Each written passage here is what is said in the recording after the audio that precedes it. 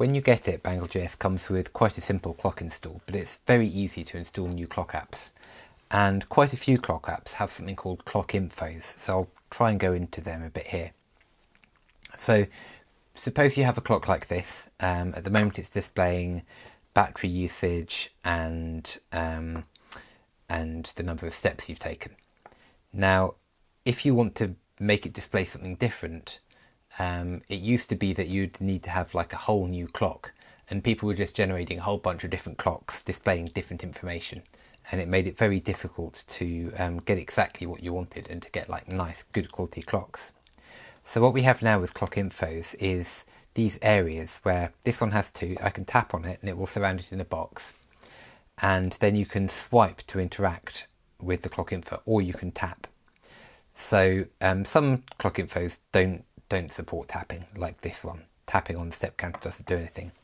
But I can swipe up and swipe down, and I can get, for instance, the number of seconds past the minute.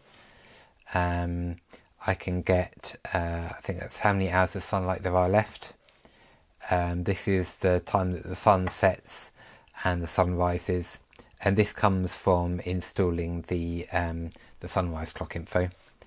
When you install the recorder app, you get this. If you tap on it, it will start turning on the GPS and recording your GPS location. This is the altimeter. This is your heart rate. And in order to start recording the heart rate all the time, you just tap it again. And that will display your most current heart rate. So scrolling up and down will change what's displayed within a category, but you might want something else. So we have other categories here. If you've installed the stopwatch app, you get a stopwatch here. If you swipe into the stopwatch category, you can swipe again. You can get into a timer. If you tap the timer once, you end up with a 1 minute timer, and each time you tap it adds 1 minute. If you want to add more than a minute, you can swipe up and you can get to add 5 minutes. If I tap that, it will have turned it up to 6 minutes. You can add 30, or you can just take 30 away again. So if you want to turn the timer off, you can just tap it, and that will now mean that the timer is now off.